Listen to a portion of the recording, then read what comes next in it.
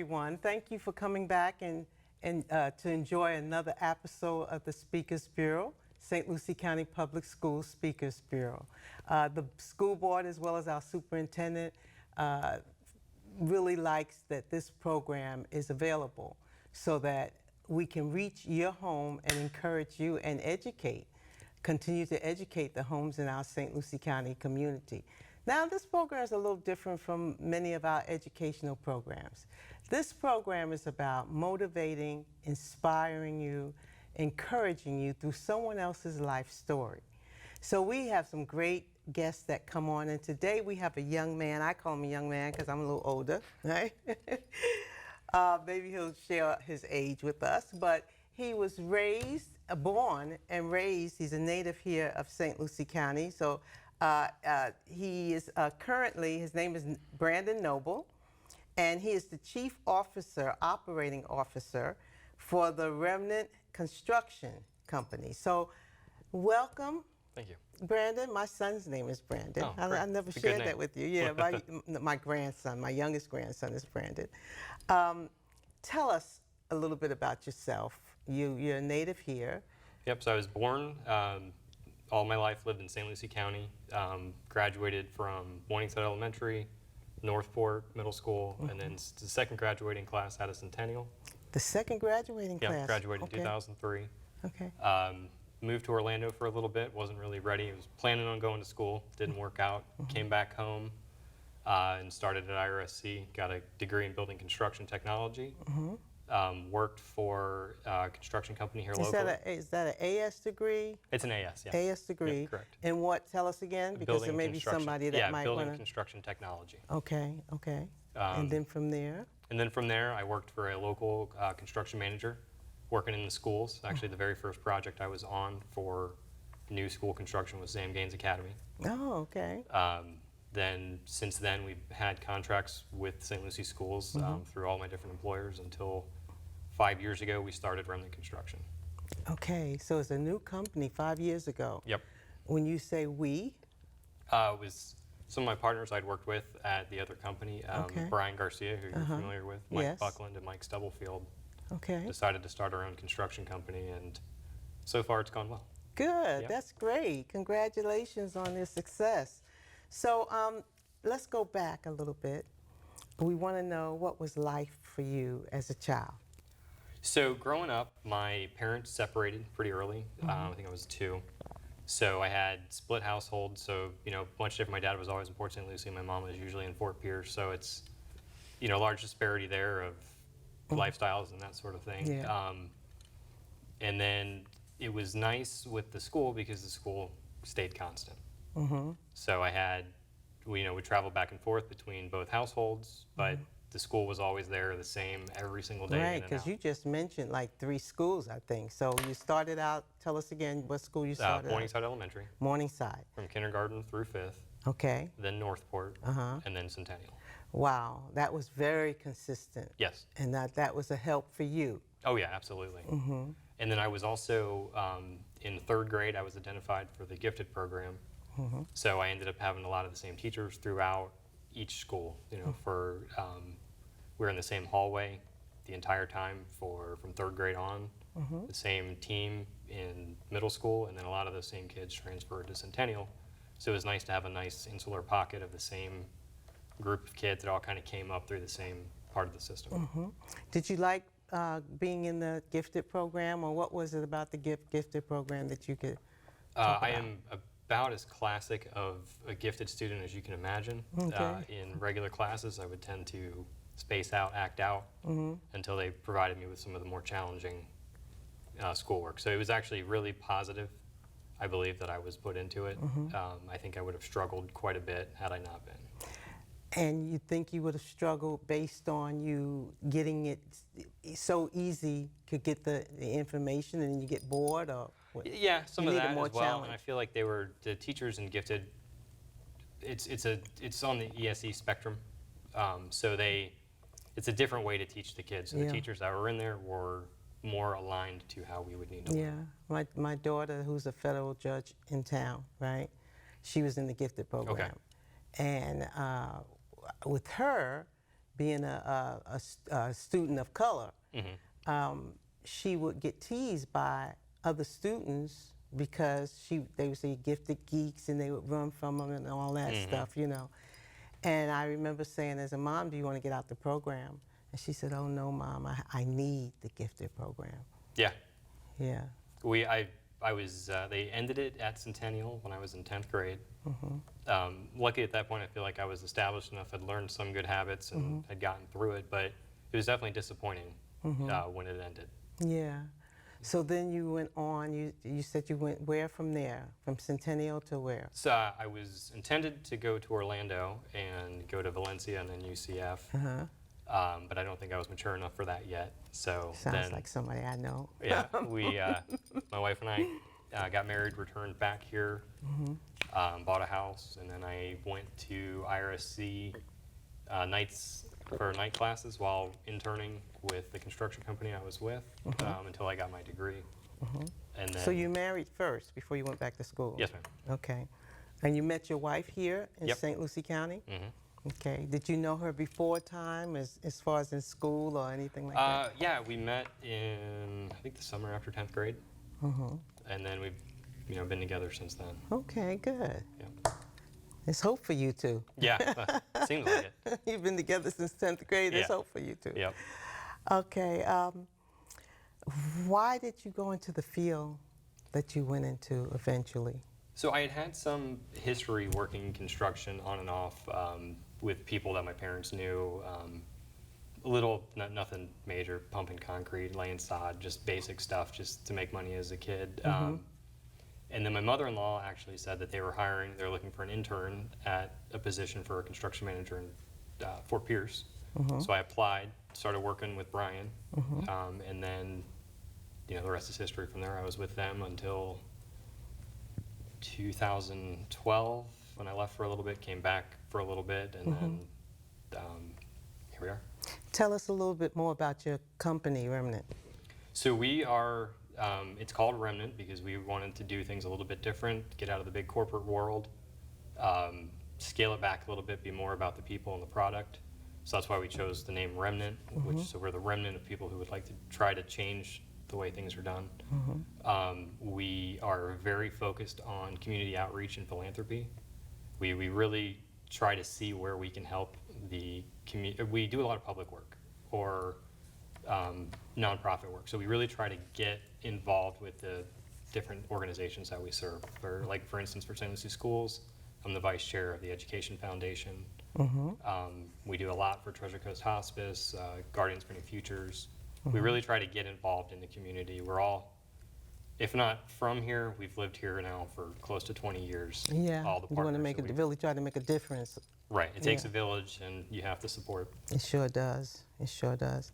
Do you have a teacher here that you can, off the top of your head, say, this person really made an impact in my life? Easily. Mr. Capozzoli, I had for science all through my time at Northport, and he was actually a teacher at LPA. We were on the team that replaced the middle school at LPA, so it was neat to go back and see Mr. Capozzoli again. And he was always interesting to me outside of the school because he was involved in so many things, and everybody knew Mr. Capozzoli. So I always thought that was really neat, and that was kind of something I always, there's a lot you can do to help your community just by getting involved with it. And everybody knew him. Everyone had a great opinion of him. He was a fantastic teacher. I'm sure I drove him insane, but... Why would you say that? Yeah, well, I know who You're I was. a gifted student. Yeah, exactly. Oh, boy. Okay, so looking back over your life, not a teacher, but someone who you could say really influenced you as well. It's going to be cliche, but I'd say my dad.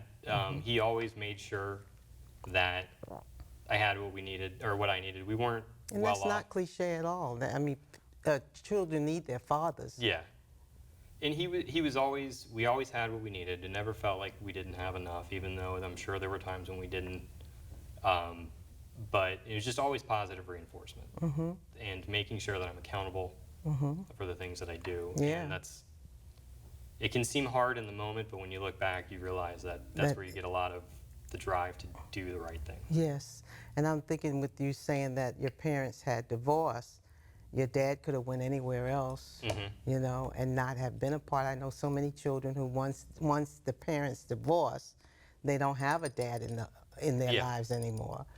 So that was not cliche at all. That's something we need, children need, Yeah. is their dads. And he was always the primary caregiver. My mom was Okay. actually the one who kind of flaked out there for a little bit, but Okay. he was always there, and he would always say, "She's the best mother she knows how to be." It was never negative. It was always positive. She's doing her best. Work with her, understand. That's great. So now, do you have children now? I do. I have an 11-year-old boy and an 8-year-old girl. Okay, great. I'm going to go a little bit about your family and ask you personally, what do you feel most proud of? I would say probably my children. They're great. They're they can be frustrating, but as any kid can be. But they're very respectful and polite and nice and just caring and loving. And it's really neat to see. My son will give the shirt off his back to Yeah, just to make somebody feel better. that is special. And it seemed like at one time you were a little hard-headed, a little something, and as you were coming up. So to I see, tell you, I'm probably still a little hard. so to see a good kid, you Yeah. know, that you're raising, you probably think back sometimes, oh boy. Oh yeah. Okay, if you could only keep 2 or 3 possessions in your life, what would they be? Oh, that's tough. Your kids? Yeah, I don't know if they're possessions, but yeah, absolutely. Oh, Kids, yeah, you can't say family. possession, but yeah. Yeah, I mean, kids and family really are what it's all about for me. That's something we try to really focus on with the company too, is to make sure that people have enough free time. We're working to live, not living to work. So it's really something that we try to focus on because it's so important to all of us there. Yes, it is. Yes, it is. You said your educational background was in construction. What is your favorite music? It changes all the time. Currently, it would probably be more bluegrass than anything else. Okay. But it could be next week. It could change. Yeah. I've been just about every genre at some point or another. Yeah, I love the variations of music and the different styles myself. Yeah, there's no real bad music. It's just stuff that maybe I don't appreciate, but it still has value to somebody. Yeah, so now some I can. Maybe it's my age, but some of that stuff is like, oh no, that doesn't help us one bit. How do you spend your free time? I do a lot of work around the house. We just bought a boat, so we've been using that quite a Oh, bit. great. That's been fun. We live in downtown Fort Pierce, just outside, so we spend a lot of time riding bikes, going to the water, that sort of Okay. thing. So it's mostly family time really is what we're doing right now, Yeah. more than anything else. Do you actually jump off your boat and swim and do that type of thing? Yeah, we take it out Yeah. wherever we can. My husband is a member of the Carefree, Okay. so we get a chance to go out with him like that. But you have your own. You got your own boat. Yeah. Yeah. So you have land to put your boat on, or do you store Yeah, it we somewhere? park it at our house. Okay, so you have enough land. Yeah. So you live in Fort Pierce? Yes, ma'am. Okay. Yeah, I live right off of Delaware. You've lived both in Port St. Lucie and Fort Pierce. Which one do you prefer? I think Fort Pierce, growing up, Fort Pierce was always, everyone A little bit more to do? mocked it, made fun of it, and Fort Pierce is really having a renaissance, I believe. Okay. I believe think so too. coming Yeah. into its own a little bit after some of the problems that it had, but I really think the new leadership has gone above and beyond. I really think great things are happening there. Yes. Who do you admire most in life? Your dad? Did you say your dad, or is there someone Probably else? my wife. Your wife. Okay. She is the most honest person I've probably ever known. If she says it and she believes it, it's the only option. And she will be honest and loyal to a fault. Wow. I love meeting people like that because they're not something that you can meet every day. Right. They're rare. in this time that we're in. That's a blessing that you found someone like that. At least you believe that that's what she is, you know. Now, usually men do not want to talk about things like what they may be most afraid of. Do you have a fear? It would probably be not getting to see my kids make it. I would hope that I'm around long enough to see them be established, maybe have families of their own, and carry it forward and just see them prosper. Do you feel that there was a time in your life that maybe you felt like you were not going to make it? You know, maybe a challenge or something that you went through, and maybe you made some wrong decisions that you could look back on and be thankful that it turned around for your good? I wish I would have cared more leaving high school to start going to school right away. I probably would be in a completely different field. I'm not sure necessarily what that would be, but had I done better in the later stages of high school, I probably would have set myself up better to actually start right away rather than taking a 2-year break. I mean, ultimately it's worked out fine, but there was definitely an easier path than what I chose. Yeah, wow. I think of my youngest son. He graduated 11th in his class at Fort Pierce Central, and then decided he didn't want to go to college. And so he's had to go around a harder route in life. And I think he's only 22 now, but I think he would say today, just what you said, that he should have just went on and stuck with it and got over it. You know, and he's gifted. He wasn't in the gifted program, but just someone who every day, you never had to tell him to get up for school. He absolutely loved school. And then all of a sudden he made that decision, and now he's still trying to find his way back to one day getting back to it. But 22 is young, and there's always still time. And that's the thing I think people get caught up in as well, is it's never too late to reinvent yourself. That's true. My dad worked, he built swimming pools and sold swimming pool supplies until his mid-40s, and he decided he was going to become an RN, went back to school, completely changed careers, and he's done well with that. Never too late. It's never too late. Yeah. And sometimes you need the lessons. And I went back to school. I was 16 and had gotten my high school, not high school diploma, my GED. And I didn't go back to school until I was in my older 30s. And then I went straight through.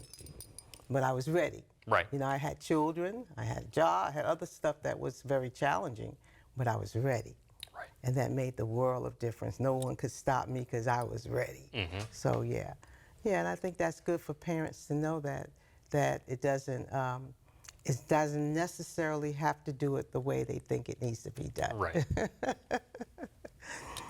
Do you have a hero? I think that would just, again, still back to my dad. Okay. Really, he was always been a stable point in my life, no matter what was going on. Wow.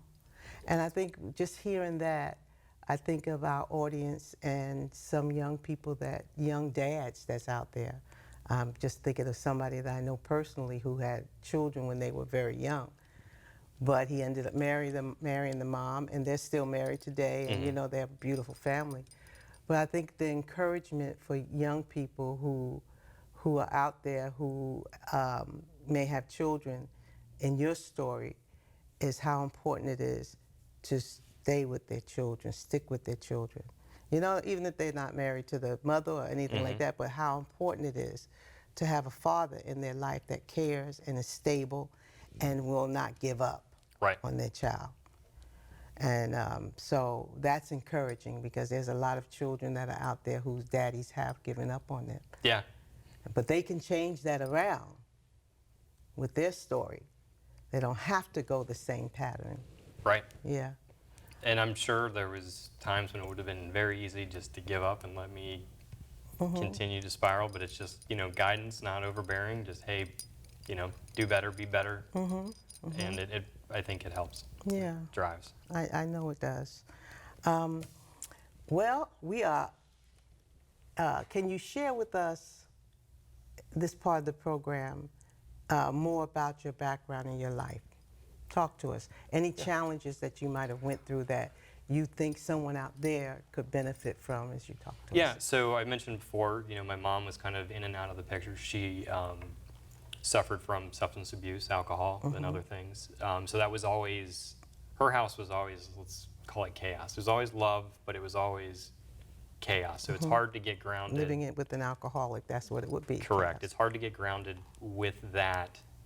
But again, having the ability to come to school every day, see the same people, be with the same people, and then go to my dad's house when it was time and kind of be able to settle down, get reacclimated to everything. And that helped quite a bit. But that was definitely a point of struggle. And I don't know if I have any of the same tendencies, but I've been cautious ever since a child to make sure that I don't fall into those traps. Right. Don't invite it in. Right, like alcoholism you're talking Right, about? yeah. Drugs, that type of thing. No, not to say that I abstain from alcohol or anything like that, but Yeah. I try to Try to limit really, it just in case. Yeah, yeah.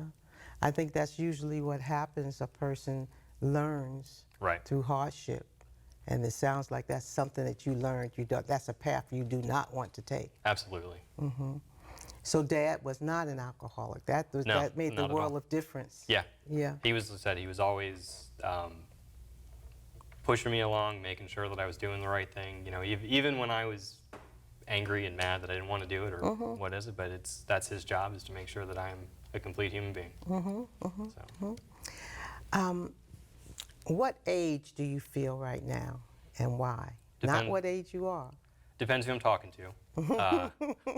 Sometimes like a little kid, other times, I'm kind of getting to the age now where we're starting to hire people that are younger than me. So that's a little bit weird to be older in more of an authoritative place, but there's definitely times, you feel like a little kid. You walk into new rooms, people that are more important than you are. So it really just depends probably where I'm at and what I've got going on that Right. day. That's how old I feel.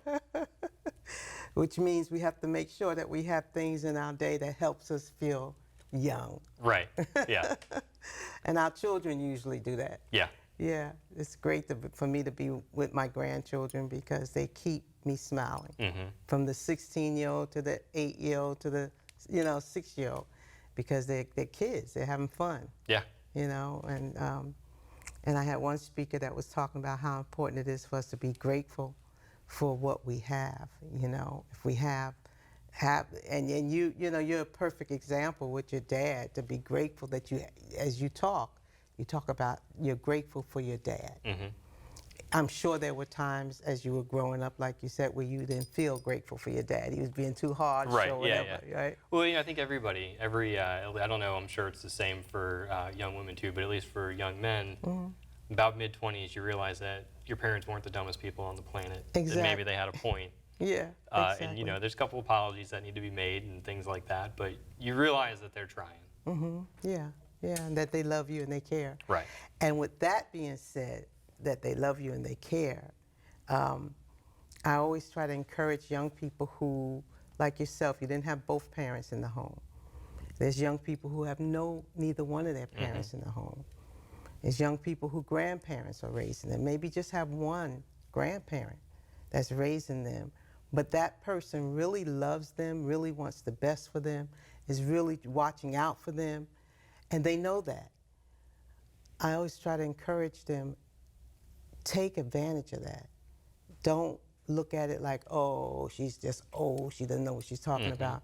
Because later on in life, when that mind matures, you're going to realize that they knew exactly what they were talking about. It's hard to see that when you're 17, you know everything in the world, but It is. But I think as we talk into one another's lives, that's what helps. Because you're right. A 17-year-old left alone to do their own thing, it could be treacherous. Yeah. Okay, so you talked about teachers in your lives that made such a big difference in your life. Can you remember one of the most defining moments that you had? In school or Anywhere. in general? School, anywhere. Actually, just recently, we were awarded the Unsung Hero Award from the American Philanthropy Association. Oh, great. The Association of, either way, it's AFP. I can't remember what the acronym is, but that was really moving to realize that you've made a difference. You know, we're sponsoring things for hospice or getting involved with some of their things, and they nominated us for this award. And we were chosen out of the entire Treasure Coast as the winner, voted on by a group, the sister organization out of Sarasota. So it was completely. And what were the things that caused you to be nominated and win? So like I said, it's always been a big tenet of Remnant Construction is to help the organizations that we work with. So we've been a big supporter for hospice. We sponsor most of their events. We volunteer at their events. This Christmas, I handed out food at their Christmas parties so their staff can work with the kids and things like that. But it really shows that even if you don't have the time to make the difference, even giving the money to the people who can is just as important. And it's nice to be able to provide that. Yes, like we said, we're just putting a little bit of gas in the engine of philanthropy here locally. And it really made me want to get more involved in the community. So we've been looking for opportunities to even get our kids out there. We've had them do at Sarah's Kitchen, we've had them give out soup kits and stuff like that. We really just try to get them involved and realize that no matter what you do, it's a help. Yeah, when you say your kids, you're talking about your kids and other people who work with the country. Yeah, we always, they had an event the weekend before last, and we had a couple of different people from the office and their family out to support it and just be there and help these organizations. That's real special. Thank you so much for the willingness to even think like that and to go in that direction, because everybody's just kind of building their own lives, and sometimes the people get lost that really need that help. And like you said, even financially, I mean, finances is important. Right. And you can't do but so much without it. If you could witness any event in the past or the present or the future, what would it be? If you can go back into time, or either something of the future that you think may take place. Again, I'll tell you, it's going to be probably the kids, seeing them grow and seeing them be established is really making you proud as a parent. Right. Yeah, you know, finally have gotten there. You understand. Right. what is parenting all about. Right. To make sure that we've hopefully not damaged them too bad, and that we've provided a stable platform for them to launch from. Yeah, that's important, and we never know until it happens, right? Right. Well, we are at the end of our program, but I'm just so blessed to hear about your company and what you guys are doing to make a difference in the community. I've been in this community now for 35 plus years. I'm from up north originally, but my husband is a native here. Okay. And so he graduated from Fort Pierce Central and know about Francis K. Sweet and, you know, all of those days and how it was then and how it is now. And it's so nice to be able to have people that live here, was born, raised here, you know, they can talk about things that took place and the history of St. Lucie County. I don't think we know enough about our history here in St. Lucie County. There's a lot here. Yeah, there's a lot of people that have done some great stuff to build this county, and people now that's doing some great things, such as the Unsung Hero Award that you guys received. I didn't realize that you guys were so out there like that. But we certainly do appreciate it, and we appreciate you coming on and being our guest today. Oh, thank you for having me. And thank you for coming. We appreciate it. All right. Hopefully see you again Yeah, sometime. I'm sure we will. Okay. All right, thank you.